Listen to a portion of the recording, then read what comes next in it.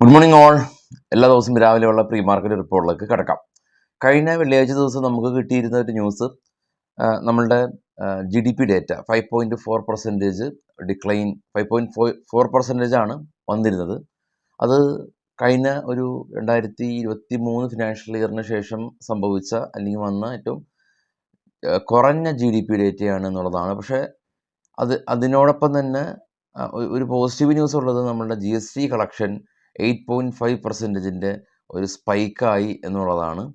അത് ന്യൂട്രൽ ആകുമെന്ന് ഞാൻ പറയുന്നില്ല, കാരണം GDP ആണ് ഇമ്പോർട്ടൻ്റ് എങ്കിലും GST കളക്ഷൻ പ്ലസ് ആയിട്ട് വന്നിട്ടുണ്ട്.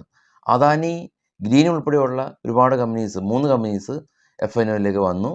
നമ്മൾ പുതിയ എക്സ്പയറിയിലേക്ക് കടക്കുകയാണ്. ഈ ഒരു എക്സ്പയറിയുടെ പ്രത്യേകത നമ്മൾ എപ്പോഴും ചർച്ച ചെയ്യാറുള്ള പോലെ തന്നെ വീക്കിലി എക്സ്പയറീസ് ഒന്നും ഇല്ല. അപ്പോൾ നമ്മൾ നേരെ ബാങ്ക് നിഫ്റ്റി ഇല്ല, ബാങ്ക് നിഫ്റ്റി ആണെങ്കിൽ മന്ത്ലി ആണ് ഉള്ളത്. അപ്പോൾ അങ്ങനെ വലിയൊരു ചേഞ്ച് മാനസികമായിട്ട് നമുക്ക് വരുന്ന ആദ്യത്തെ ഒരാഴ്ചയാണ് ഇന്ന്. FIs കഴിഞ്ഞ തിങ്കളാഴ്ചയും ചൊവ്വാഴ്ച ദിവസത്തെയും ബൈങ്ങിന് ശേഷം വീണ്ടും അവർ സെല്ലിംഗ് മോഡിലേക്ക് പോയിട്ടുണ്ട് എന്നുള്ളതാണ് മറ്റൊരു കാര്യം. ഡിസംബർ മാസമാണ്. ഡിസംബർ മാസം പൊതുവെ വലിയ ആക്ടിവിറ്റീസൊന്നും തന്നെ US മാർക്കറ്റിൽ ഉണ്ടാവാറില്ല. ഫണ്ട് മാനേജേഴ്സ് എല്ലാം തന്നെ ഒരു വെക്കേഷൻ എടുക്കുന്ന ഒരു സമയമാണ് ഡിസംബർ മാസം. അപ്പോൾ ഇന്ത്യൻ മാർക്കറ്റിൽ സംബന്ധിച്ച് ഈ ഒരു ഡിസംബർ മാസത്തിൽ ക്രിസ്മസിന് ഒരു അവധിയുണ്ട് മാർക്കറ്റിൽ. നമ്മുടെ മാർക്കറ്റിലേക്ക് വരുമ്പോൾ കഴിഞ്ഞ വെള്ളിയാഴ്ച ദിവസം കാണാം, ഗ്ലോബൽ മാർക്കറ്റ് ഏറ്റവും താഴെ നാസ്ഡാക്കും ഡോയും പോസിറ്റീവായിരുന്നു. 3 യൂറോപ്യൻ മാർക്കറ്റിനും പോസിറ്റീവായിരുന്നു. അത് പ്രകാരം ഇപ്പോൾ ട്രേഡ് ചെയ്യുന്ന ഏഷ്യൻ മാർക്കറ്റും ഏറ്റവും ടോപ്പിൽ കാണാം.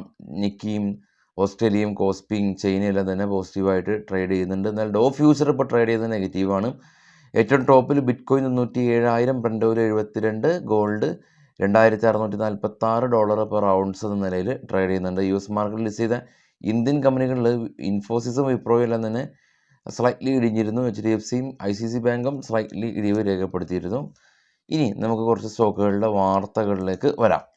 ആദ്യം കൊച്ചിൻ ഷിപ്പ്യാർഡായിട്ട് ബന്ധപ്പെട്ടുള്ള ന്യൂസാണ്. കൊച്ചിൻ ഷിപ്പ്യാർഡ് കഴിഞ്ഞ ഒരു സിവിയർ സെൽ ഓഫിന് ശേഷം തുടർച്ചയായ 3 ദിവസമൊക്കെ ഒരു അപ്പർ സർക്യൂട്ട് പോയി. കഴിഞ്ഞ ദിവസം ഒരു 1000 കോടി രൂപയുടെ ഒരു ഓർഡർ കിട്ടി. കൊച്ചിൻ ഷിപ്പ്യാർഡെല്ലാം തന്നെ നഷ്ടത്തിൽ ആളുകൾ സെല്ല് ചെയ്തിട്ടുണ്ടായിരുന്നു. കൊച്ചിൻ ഷിപ്പ്യാർഡ് ഒരു ഡിഫൻസിലുള്ളൊരു കമ്പനിയാണ്. USലെല്ലാം തന്നെ USൻ്റെ നേവിയുടെ എല്ലാം തന്നെ ഷിപ്പിൻ്റെ എല്ലാം തന്നെ വർക്ക് കൊച്ചിൻ ഷിപ്പ്യാർഡിന് കിട്ടിയിട്ടുണ്ടെന്ന് പറയുമ്പോൾ ലോകത്തിലെ ഏറ്റവും വലിയ രഹസ്യ സ്വഭാവം സൂക്ഷിക്കുന്ന ഒരു രാജ്യത്തിൻ്റെ ഷിപ്പാണ് കൊച്ചിൻ ഷിപ്പ്യാർഡിന്. ആ ഒരു USൽ നിന്നൊക്കെയാണ് ഓർഡർ കിട്ടിയിട്ടുള്ളത്. അപ്പോൾ അതുകൊണ്ട് തന്നെ ഇനിയും ഇതുപോലെയുള്ളൊരു ഓർഡറുകൾ ഉണ്ടാവും. അപ്പോൾ വലിയ നഷ്ടത്തിൽ സ്റ്റോക്കുകൾ വിൽക്കുമ്പോൾ ഒന്ന് ആലോചിക്കുക. KC ഇൻ്റർനാഷണൽ കമ്പനിക്ക് ഒരു 1040 കോടി രൂപയുടെ ഒരു ഓർഡർ ലഭിച്ചു. അദാനി എൻ്റർപ്രൈസസ് കമ്പനി ഏകദേശം അവിസേഴ്സ് ഫെസിലിറ്റീസ് എന്ന് പറയുന്ന ഒരു ഏവിയേഷനിലുള്ള ഒരു കമ്പനിയുടെ 99% സ്റ്റേക്കും അദാനി എൻ്റർപ്രൈസസ് അക്യൂർ ചെയ്തു. RBL ബാങ്കും ബജാജ് ഫിനാൻസും സംബന്ധിച്ചുള്ളൊരു ന്യൂസ് നമ്മൾ ഇന്നലെ ഡിസ്കസ് ചെയ്തിരുന്നു. RBL ബാങ്കും ബജാജ് ഫിനാൻസും കൊളാബ് ചെയ്ത് ഇറക്കുന്ന ക്രെഡിറ്റ് കാർഡ് താൽക്കാലികമായിട്ട് നിർത്തി വച്ചിട്ടുണ്ട്.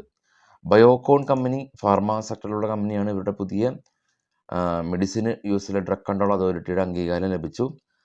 RVNL കമ്പനിക്ക് 642 കോടി രൂപയുടെ ഒരു ഓർഡർ പഞ്ചാബ് സ്റ്റേറ്റ് പവർ കോർപ്പറേഷൻ്റെ ഭാഗത്ത് നിന്ന് ലഭിച്ചു. ഡിക്സൺ ടെക് കമ്പനി ഒരു ബഡ്ജറ്റ് ഇലക്ട്രോണിക്സ് ആയിട്ട് ഒരു പുതിയ ഒരു ബിസിനസ് കോൺട്രാക്റ്റ് സൈൻ ചെയ്തിട്ടുണ്ട്. L&T കമ്പനി 173 കോടി രൂപയുടെ ഒരു ടാക്സ് പെനാൽറ്റി ഇവർക്ക് ലഭിച്ചതായിട്ടുള്ള ന്യൂസ് ഉണ്ട്. ഹോം ഫസ്റ്റ് ഫിനാൻസ് കമ്പനി ഇവരുടെ പ്രൊമോട്ടേഴ്സ് ഗ്രൂപ്പ് 14% സ്റ്റേക്കാണ് ഹോം ഫസ്റ്റ് ഫിനാൻസിൻ്റെ സെല്ല് ചെയ്യാനായിട്ട് തീരുമാനമെടുത്തിരിക്കുന്നത്. സിപ്ല അതുപോലെ തന്നെ ഫാർമ സെക്ടറിലുള്ള കമ്പനിയാണ്. സിപ്ലയുടെ പ്രൊമോട്ടേഴ്സ് ഏകദേശം 2000 കോടി രൂപ ബൾക്ക് ഡീലിലൂടെ സെല്ല് ചെയ്യാനായിട്ട് തീരുമാനിച്ചിട്ടുണ്ട്. Aster DM health care company ഇവർ കെയർ ഹോസ്പിറ്റലിനെ അക്യൂർ ചെയ്തിട്ടുണ്ട്. ആസ്റ്റർ ഗൾഫിലെല്ലാം തന്നെ ഇവരുടെ പ്രവർത്തനം അവസാനിപ്പിച്ചതിന് ശേഷം ഇന്ത്യയിലാണ് ഇവരുടെ ബിസിനസ് എല്ലാം തന്നെ എക്സ്പാൻഡ് ചെയ്യുന്നത്. അപ്പോൾ കേരളത്തിൽ തന്നെ ഏറ്റവും വലിയ ഒരു ഹോസ്പിറ്റലാണ് കൊച്ചിയിലൊക്കെ ഉള്ള ആസ്റ്റർ. ഇവിടേക്ക് വിദേശത്തു നിന്നും അറബ് നാടുകളിൽ നിന്നെല്ലാം ഒരുപാട് പേര് ചികിത്സക്ക് എത്തുന്നുണ്ട്. വിപ്രോ 1:1 റേഷ്യോയിൽ ഇവർ ബോണസ് ഷെയർ ഇഷ്യൂ ചെയ്യുന്നുണ്ട്. അപ്പോൾ അതിൻ്റെ റെക്കോർഡ് ഡേറ്റ് ഡിസംബർ 3-നാണ്. കാൻഫിൻസ് ഹോംസ് 6 രൂപ ഡിവിഡൻഡ് പ്രഖ്യാപിക്കുന്നുണ്ട്. ഇതിൻ്റെ റെക്കോർഡ് ഡേറ്റ് ഡിസംബർ 4-ലാണ്. മാരുതി ഓട്ടോ സെയിൽസ് റിപ്പോർട്ടിൽ 10% ഇയർ ഓൺ ഇയർ ഇവരുടെ സെയിൽസ് വർദ്ധിപ്പിച്ചു. ഐഷർ മോട്ടേഴ്സ് 7% ഇയർ ഓൺ ഇയർ ഇവരുടെ നെറ്റ് പ്രോഫിറ്റിൽ ഇവരുടെ എൻഫീൽഡും അതല്ലെങ്കിൽ ഐഷർ മോട്ടേഴ്സിന് കൊമേഴ്ഷ്യൽ വാഹനങ്ങളുടെ സെയിലും ഉണ്ട്. രണ്ടിനും കൂടി 7% വർധനവ്. മാക്രോടെക് എന്ന് പറയുന്ന ബോംബെ ആസ്ഥാനമായിട്ടുള്ള റിയാലിറ്റി കമ്പനിയാണ്. ഇവർ ജാനീസ് ലോജിസ്റ്റിക് എന്ന് പറഞ്ഞ കമ്പനീനെ അക്വയർ ചെയ്തു. പ്രൊവറ്റിൻ ഈ ഗവൺമെൻറ് കമ്പനി ഇവർ നാഷണൽ സ്റ്റോക്ക് എക്സ്ചേഞ്ചിൻ്റെ ഭാഗത്തു നിന്ന് ഇവിടെ ഒരു പുതിയൊരു ആപ്ലിക്കേഷൻ നിർമ്മിച്ചു. ഇതിൻ്റെ ഒരു അംഗീകാരം ലഭിച്ചതായിട്ടുള്ള ന്യൂസ് ഉണ്ട്. നമുക്ക് ഇനിയും ഒരുപാട് ഡേറ്റാസ് വേണം. ഇന്നത്തെ FII ബാൻ, FIIസിൻ്റെ സെല്ല്, IPO, ഡിവിഡൻഡ്, അങ്ങനെ ഒരുപാട് ഡേറ്റാസ് നമ്മുടെ ട്രേഡ് ബഡി എന്ന് പറഞ്ഞ ടാബിൽ ലഭ്യമാണ്. ഈ വീഡിയോയുടെ ഡിസ്ക്രിപ്ഷനിലുണ്ട്. കൂടാതെ നമ്മുടെ ടെലഗ്രാം ചാനലിൽ ന്യൂസ് ഷെയർ ചെയ്യാറുണ്ട്. അതിൻ്റെയും ലിങ്ക് ഈ വീഡിയോയുടെ ഫസ്റ്റ് കമൻറ്റിൽ ഞാൻ പ്രിൻറ്റ് ചെയ്യാം. അപ്പോൾ ട്രേഡ് ബഡിയുടെയും ടെലഗ്രാമും ഫസ്റ്റ് കമൻറ്റിൽ നിങ്ങൾ നോക്കുക, ജോയിൻ ചെയ്യാം, ഫ്രീ ആണ്. Thank you all.